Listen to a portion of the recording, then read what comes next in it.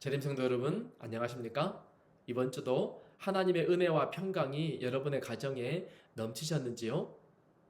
제12과 제목이 전조입니다.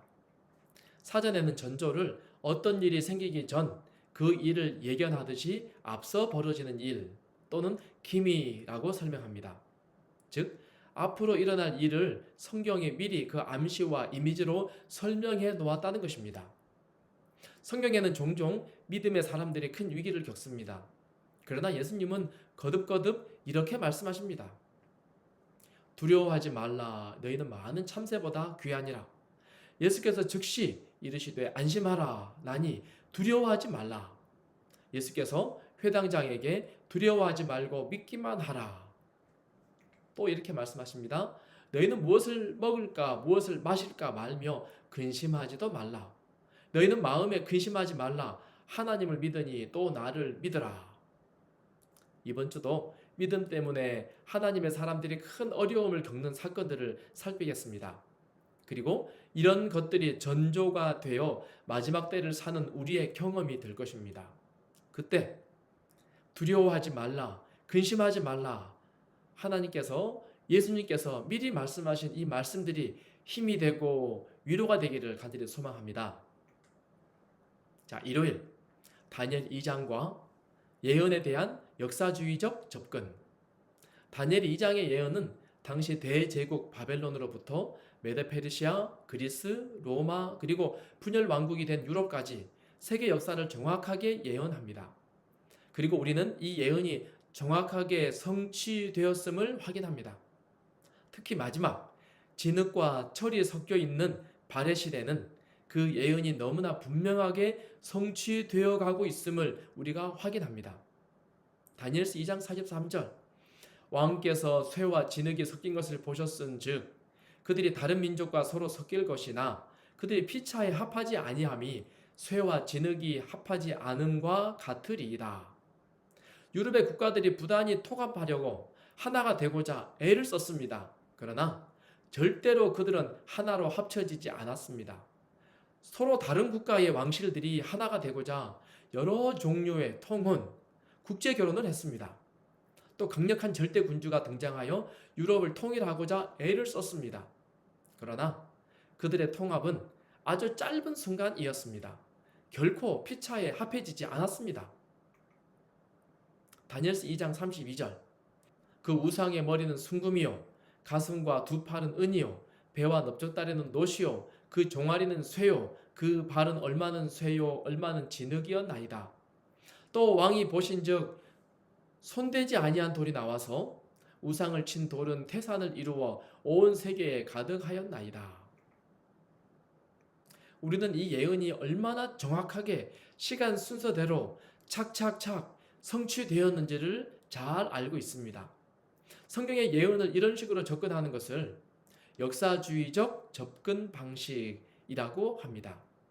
이 예언의 마지막 장면은 하나님께서 세우시는 나라, 다른 제국과 다른 나라와 전혀 다른 영원한 하나님의 나라에 대한 것입니다. 신상 예언은 이 땅의 나라들, 사람의 세운 나라는 무너질 것이다 라고 말합니다. 대신에 영광스러운 재림, 하나님의 나라가 온다는 것입니다. 자, 월요일 우상숭배. 그런데 느부갓네살 왕은 하나님께서 세우신 계획에 처음에는 탐복하며 감동했습니다.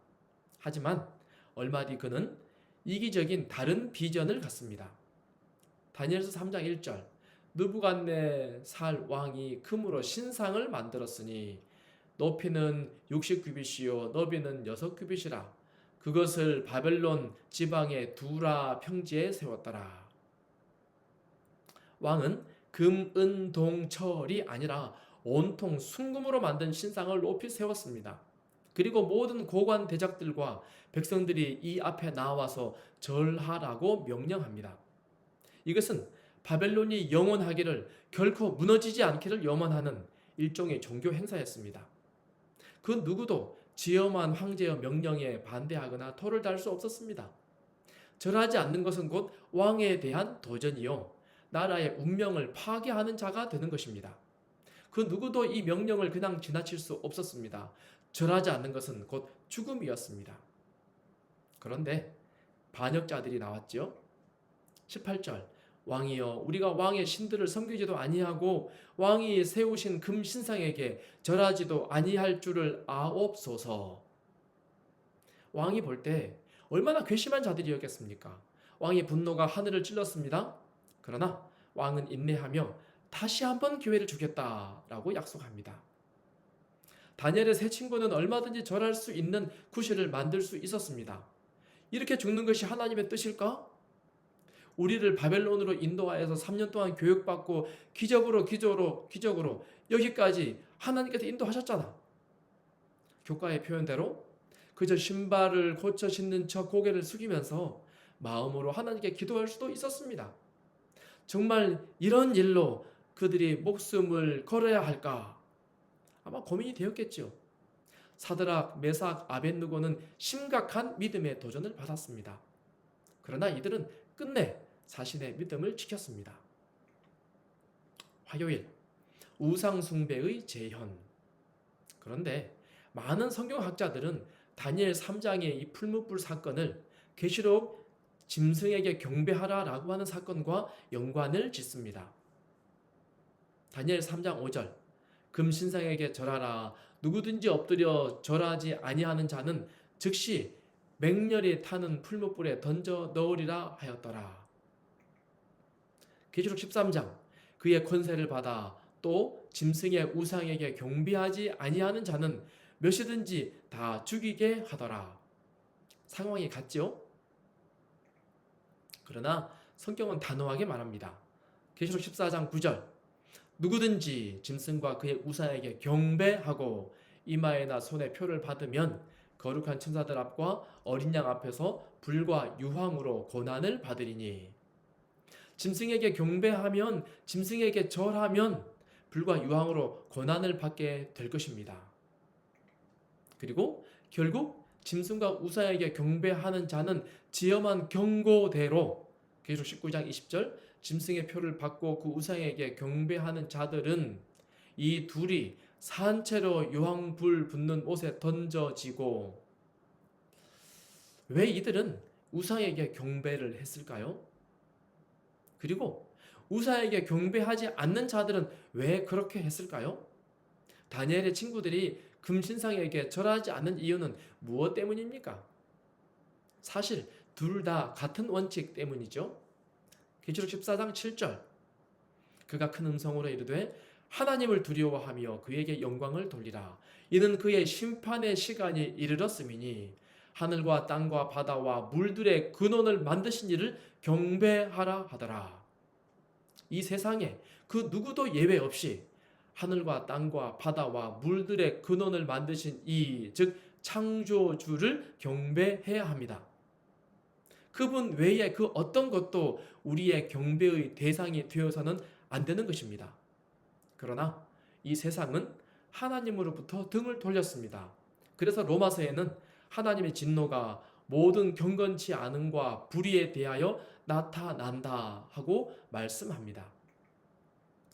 로마서 1장 21절 하나님을 알되 하나님을 영화롭게도 아니하며 감사하지도 아니하고 오히려 그 생각이 허망하여지며 미련한 마음이 어두워졌나니 하나님의 진노는 하나님을 영화롭게도 아니하고 하나님께 감사하지도 아니하고 오히려 허망한 것, 어두운 것에 마음이 뺏긴 자들, 즉 하나님으로부터 등을 돌린 자들, 은혜를 모르는 자들에게 부어집니다. 왜냐하면 그분은 창조주십니다. 그리고 그분은 모든 인류의 죄를 대신하여 죽으신 구속주이시기 때문입니다. 그분 없이는 그 누구도 영원한 생명, 영원한 행복을 소유할 수 없는데 사람들이 하나님 외에 다른 곳에 가서 기웃거리며 하나님 아닌 다른 것에 마음을 주며 애정을 쏟습니다. 그래서 하나님의 진노가 부어지는 것입니다. 자, 그렇다면 오늘날 우리에게 우상 숭배란 무엇입니까? 어둑한 곳에 가서 향을 피우고 무시무시한 신상을 찾아가는 것. 이것만이 아니죠? 마태복음 12장 30절 나와 함께 아니하는 자는 나를 반대하는 자요 나와 함께 모으지 아니하는 자는 해치는 자. 그렇습니다. 하나님과 함께하지 않는 것, 그분과 친하게 동행하지 않는 것, 이 모든 것이 하나님으로부터 등을 돌리는 것입니다. 우상 숭배가 되는 것입니다. 자, 수요일 초기 교회가 당한 박해. 초대 시대에 있었던 이야기들을 이 시간에 잠시 또 보겠습니다. 1세기 그리스도인들이 예수님을 믿기 때문에 세상으로부터 상당한 미움을 받았습니다. 대쟁투 39쪽에 이교는 만일 복음이 승리를 얻는다면 그들의 신전과 제단은 일소되리라는 것을 예견하였다. 그러므로 이교는 그리스도교를 박멸하고자 전력을 기울였다. 박해의 불길이 타오르기 시작했다. 그리하여 많은 믿음의 사람들이 순교자가 되었습니다. 사도행전 12장 2절 요한의 형제 야고보를 칼로 죽이니 유대인들이 이 일을 기뻐하는 것을 보고 베드로도 잡으려 할세 때는 무교절 기간이라. 헤롯에 의하여 야고보가 죽었습니다. 그리고 또 베드로도 죽이려고 그를 잡아 감옥에 넣고 철통 경비 속에 그를 감시합니다. 처형되기 전날 저녁 베드로는 하나님께 다 맡기고 평안하게 잠을 잤습니다. 그때 성도들은 사력을 다하여 기도합니다. 새벽녘에 하나님의 천사가 베드로를 깨우러 옵니다. 풀려난 베드로는 성도들의 기도 모임 장소로 갔죠. 특별한 기적이며 특별한 하나님의 보호하심이었습니다. 그런데 어떤 사람은 믿음 때문에 목숨을 잃고 어떤 사람은 하나님의 특별한 기적으로 목숨을 건집니다. 그러나 결국 베드로도 십자가에 거꾸로 매달려 죽었습니다. 마지막 시대에도 이런 일이 재현될 것입니다. 그러나 영감의 교훈은 이렇게 말합니다. 어떤 이는 목베임 당하고 어떤 이는 십자가에 달리며 어떤 이는 고립된 바다의 바위섬으로 유배당하고 어떤 이들은 박해와 죽음을 당할 것을 보셨다. 그분은 시련을 당할 때에 그들과 같이 하시겠다는 약속으로 그들을 격려하셨다. 이 약속은 조금도 그 효력을 상실하지 않았다. 주께서는 당신을 위하여 감옥에 갇히거나 외로운 섬에 추방당한 충성스러운 종을 모두 알고 계신다. 그들은 친히 당신의 임재로서 그들을 위로하신다. 얼마나 감동이며 얼마나 우리에게 힘과 용기를 주는 말씀입니까? 자, 목요일 짐승의 표. 요한계시록은 마지막 시대의 모든 인류가 창조주 아니면 짐승 둘 중 하나에게 경배하게 된다고 말씀합니다. 제7일 안식일은 에덴 동산에서부터 하나님이 창조주시라고 하는 사실을 나타내는 가장 근본적인 표징입니다. 반면 짐승의 권세는 안식일 계명 대신에 일요일로 바꾸고 그날을 오히려 신성하게 여깁니다. 이런 배경을 생각할 때 모든 인류는 안식일과 일요일 둘 중 한 날을 경배일로 삼도록 선택해야만 합니다. 하나님의 계명을 따를 것인지 아니면 사람의 계명을 따를 것인지. 신약 성경에는 이런 일의 전조가 있습니다. 마태복음 12장 10절 한쪽 손 마른 사람이 있는지라 사람들이 예수를 고발하려 하여 물어 이르되 안식일에 병 고치는 것이 옳으니까. 예수님께서는 그 안식일에 한쪽 손 마른 사람을 고치셨습니다. 그런데 예수님께서 안식일에 병을 고쳤다는 이유로 그들은 이렇게 의논합니다. 14절 바리새인들이 나가서 어떻게 하여 예수를 죽일까 의논하거늘. 사람들은 예수님을 안식일 때문에 죽이기로 의논하였습니다. 요한복음에도 비슷한 이야기가 있죠? 요한복음 5장 16절 그러므로 유대인들이 예수님을 핍박하여 죽이기로 하니 이는 그분께서 안식일에 이 일을 행하셨기 때문이라. 구약 성경에는 안식일에 치유를 금한다라고 하는 내용이 없습니다. 그러나 사람들이 사람의 법, 사람의 계명을 만들어 안식일에 사람을 살리시는 예수님을 죽이기로 계획하는 것입니다. 예수님은 안식일 때문에 핍박을 받으셨습니다. 이것은 마지막 날 예언의 전조입니다. 사람의 법인가 아니면 하나님의 법인가? 두 원칙이 논쟁에 초점이 되어서 짐승을 따르는 무리들이 신실한 하나님의 종들에게 어려움을 가할 것입니다. 대쟁투 605쪽에 안식일은 충성의 큰 시금성이 될 것이다. 왜냐하면 안식일은 특별히 투쟁의 초점이 되는 진리가 되기 때문이다. 사람들에게 마지막 시련이 닥쳐올 때 하나님을 섬기는 사람들과 섬기지 아니하는 자들을 구별하는 선이 그어질 것이다. 넷째 계명을 지키는 대신에 국가의 법률과 일치되도록 거짓 안식일을 지키는 것은 하나님과 반대되는 세력에 충성하는 표가 되는 한편, 하나님의 율법을 쫓아 참 안식일을 지키는 것은 창조주께 충성하는 증거가 된다. 그렇습니다. 안식일은 충성의 큰 시금석, 안식일은 투쟁의 초점, 안식일은 참 백성과 거짓 백성을 구별하는 선, 안식일은 창조주께 충성하는 표, 이런 것들이 된다는 것입니다.